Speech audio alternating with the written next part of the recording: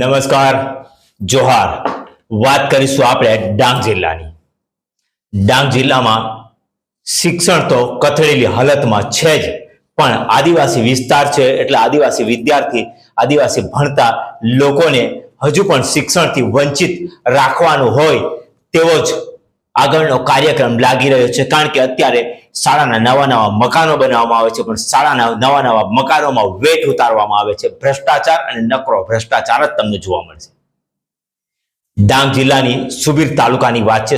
સુબીર તાલુકાનું નકટિયા હનવત ગામ છે. નકટિયા હનવત ગામે શાળાનું કામ ચાલે છે. 1 થી 8 ધોરણની શાળા છે. 284 જેટલા બાળકો અભ્યાસ કરે છે. પણ સ્કૂલનું કામ જ્યારથી જે કોન્ટ્રાક્ટરને આપવામાં આવ્યું છે ત્યારથી અત્યાર સુધીમાં 2 થી 3 કોન્ટ્રાક્ટરો બદલાઈ ગયા છે. પણ કોન્ટ્રાક્ટરો ફક્ત અને ફક્ત સ્કૂલ બનાવવા નથી આવતા, ફક્ત પોતાના ખિસ્સા ભરવા માટે આવે છે અને ભ્રષ્ટાચાર કરવા માટે આવે છે. સ્કૂલમાં જે રીતનું મટીરિયલ વાપરવામાં આવે છે, સ્લેબમાં પણ માટીવાળી રેતી વાપરવામાં આવે છે. જેને લઈ ગ્રામજનો શું કહે છે, સંપૂર્ણ રિપોર્ટ જો મનોજ પવારનો. નકટિયા હનવત ગામે અહીં એક સ્થાનિકોની એક રાવ ઉઠી હતી. એમની એક ફરિયાદ હતી. થોડા દિવસ અગાઉ જ એમણે જીજે દેશી ન્યૂઝનો સંપર્ક કર્યો હતો અને એમને જાણ કરી હતી કે અહીં જે સ્કૂલનું સ્ટ્રક્ચર બનાવવામાં આવી રહ્યું છે એમાં ખૂબ જ ગોબાચારી ચાલી રહી છે, ખૂબ જ મોટા પાયે. તમે જે મારી પાછળ અહીં જોઈ શકો છો, મોટા મોટા અક્ષરોમાં એક સુવિચાર લખ્યો છે કે શાળા એ ગામનું ઘરેણું છે. પણ જ્યારે આપણે ઘરેણાની વાત કરીએ તો તમે આપ સૌ જાણો જ છો કે ઘરેણા જે સારા અને ઉચ્ચ કક્ષાના હોય એને આપણે પહેરીએ તો એ સારું કહેવાય. બાકી નીચી ગુણવત્તાવાળા જો આપણે ઘરેણા પહેરીએ તો એ ખૂબ જ નિંદનીય છે અને એમાં મજા નથી આવતી.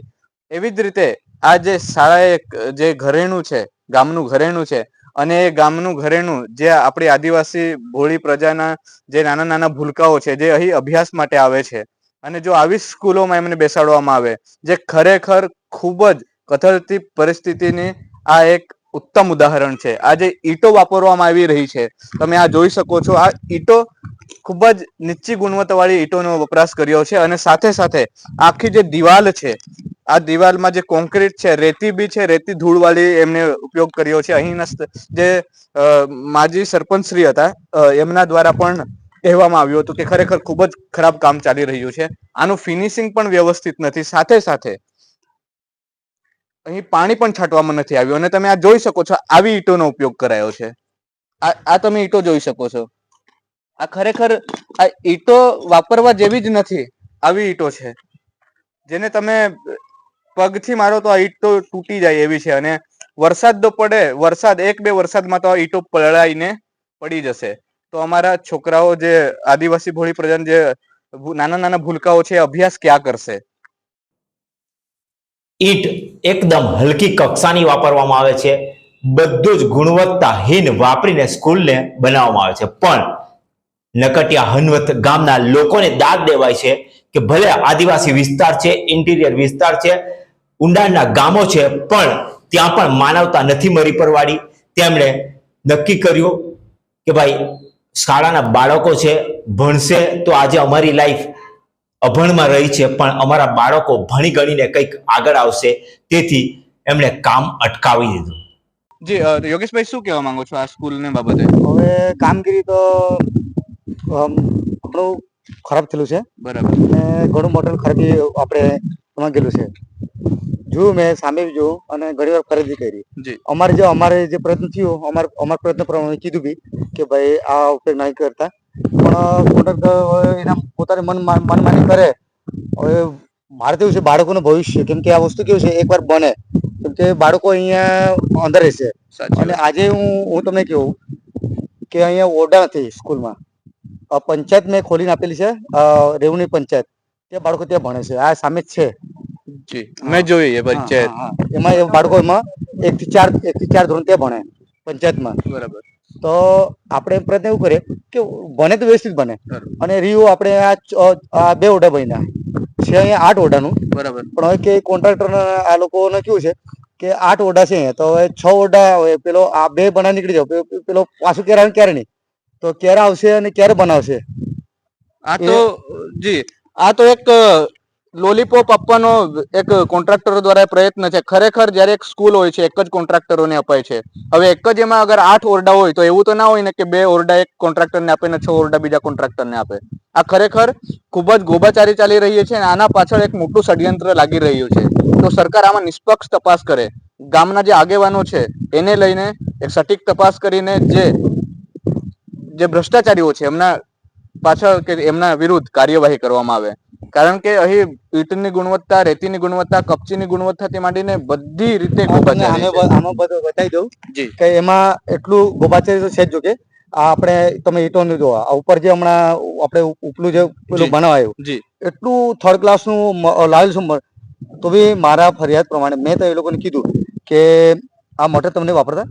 હવે એ લોકોને ખબર નહીં કઈ રીતના એ લોકોને, પણ એ લોકો લાવ્યું ખરું. હમણાં આ મોટર હમણાં લાવ્યો જે હમણાં સામે દેખાતું છે પેલી બાજુ જોઉં તમે એટલું ગુણવત્તા તમે જાણી શકો. આ જો આ સફેદીમાં બનાવે કોઈ દિવસ આખું મકાન એમાં બનાવેલું છે. અને જ્યારે આપણે અહીં જાણવાનો પ્રયત્ન કરો જે અહીંના માજી સરપંચ શ્રી છે યોગેશભાઈ પવાર. યોગેશભાઈ પવારનું કહેવાનું હતું કે અહીં ગામમાં 284 જેટલા બાળકો ભણે છે.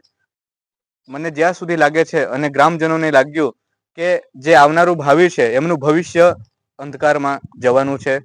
એ દર્શાવે છે આ જર્જરિત સ્કૂલ. કારણ કે આ ખૂબ જ ખરાબ પરિસ્થિતિમાં બનેલી છે. અને જો આવું ને આવું જ ચાલતું રહ્યું તો ડાંગ જિલ્લામાં તો પહેલાથી તો જે પ્રમાણ છે અહીંના, નહીં તો અહીં આર્થિક વ્યવસ્થા કે નહીં બીજી કોઈ રોજગારીની વ્યવસ્થા, અને રોજગાર ઉભો કરવા માટે એક શિક્ષણ બહુ ખૂબ જ જરૂરી છે. કારણ કે શિક્ષણ વ્યવસ્થિત છોકરાઓ લે તો એ આગળ નોકરી કરી શકે છે, કોઈ ધંધો કરી શકે છે. પરંતુ અહીં સ્કૂલોના અભાવના કારણે અને જે બેસવાની વ્યવસ્થા છે તમે જોઈ શકો છો, અહીં છોકરાઓને બેસવા માટે જગ્યા નથી. છોકરાઓ હવે 9મી જૂનથી સ્કૂલ ચાલુ થવાની છે તો છોકરાઓ બેસશે ક્યાં, જશે ક્યાં? પ્રાર્થના માટે એક હોલ જોઈએ છે તો પ્રાર્થના ક્યાં કરશે? અથવા તો બીજી કોઈ એક્ટિવિટી કરવાની જ્યારે હોય છે, જેમ કે રમત ગમત હોય છે, અન્ય કોઈ પણ વસ્તુ હોય છે, તો આ તમે હાલત જુઓ, ખાલી તમે ગ્રાઉન્ડની હાલત જુઓ, ખૂબ જ ખરાબ પરિસ્થિતિ છે. તો આવું તો મારું ગુજરાત કોઈએ બનાવ્યું છે મને ખબર નથી. કારણ કે મારા ગુજરાતમાં તો જે તે સમયે જ્યારથી ભાજપની સરકાર છે, ભાજપ સરકારે ખૂબ જ સારા પગલા લીધા છે ડેવલપ કરવા માટે, સ્કૂલોને હોય કે અન્યને પણ. પરંતુ જ્યારે એ જે વાયદાઓ છે એ ક્યાંક ને ક્યાંક કાગળ પર અથવા તો ભાષણોમાં જ જોવા મળે છે. ગ્રાઉન્ડ લેવલે ખરેખર ખૂબ જ ખરાબ પરિસ્થિતિ છે, અને એ બી ડાંગ જેવા વિસ્તારમાં. હું અહીંના જે સ્થાનિકો છે એમની સાથે પણ વાત કરવાનો પ્રયત્ન કરીશ. અહીંના જે સરપંચ, માજી સરપંચ શ્રી યોગેશભાઈ. હા, કઈ નહીં. હવે આ આવું મોટર ઉપયોગ કરતા હતા આ લોકો હવે આ ધાબા ઉપર ભરવા માટે. જી. હવે એટલું ખરાબ મોટર તમે જો માટી, ઈંટનો ભૂક્કો છે, માટી છે. ભૂકો નહીં, માટી છે, માટી. આ માટીના ઉપર લાગતા હોય અને એમાં ભવિષ્ય કેવું, બાળકોનું ભવિષ્ય કાલ ઉઠી આ તૂટી પડે, જિમ્મેદાર કોણ? બરાબર છે. અમારા જિમ્મેદાર નાગરિક તરીકે આ જો અમારે જિમ્મેદાર નાગરિક તરીકે અમારે તો બતાવવું પડે. બરાબર છે. એટલે 2 વાર 3 વાર કીધું, હમણાં આ લોકો હમણાં લાખ્યા. એટલે મારે એટલું જ કે સરકારને કહેવાનું કે ધ્યાન દોરે અને કોન્ટ્રાક્ટર પર બી કે જે પણ, કેમ કે આ કરોડોનું ગ્રાન્ટ હોય અને ગ્રાન્ટમાંથી આ પૈસા ક્યાં જતા હોય અને સારી રીતના કામ થાય અને સારી રીતના કામ થાય. અમારે એટલું જ કહેવું કે વ્યવસ્થિત કામ થતું હોય અને છોકરાનું ભવિષ્ય સારું થાય, એ અમારું કહેવાનું થાય છે અમારે. બાકી આવું મોટેલ ખરાબ, આ મોટેલ તમે જો ને, આ જો નીચે બતાવજો, આ જો આ માટી, આ માટી, આ માટી છે. આ માટી લાવીને લાગતા ઉપર તો મજા નહીં આવે એમ. બરાબર. હા, એમ કામ અટકાવી અને વિરોધ કર્યો. એમણે કોન્ટ્રાક્ટર પણ બદલાવી નાખ્યા, પણ બીજા બધા કોન્ટ્રાક્ટર આવે છે પણ તે પણ ભ્રષ્ટાચાર જ કરે છે. અને અત્યારે શાળાનું કામકાજ બંધ છે. હાલમાં કોઈ કોન્ટ્રાક્ટર આવીને શાળાનું કામ કરે છે પણ નકરો ભ્રષ્ટાચાર છે. સંપૂર્ણ ભ્રષ્ટાચારમાં શાળા ઊભી થઈ રહી છે. પણ ગ્રામજનોને શાળા માટે વિચાર કરે છે કે જો આ જ મટીરિયલથી શાળા બનાવવામાં આવશે તો એમના બાળકોનું ભવિષ્ય શું?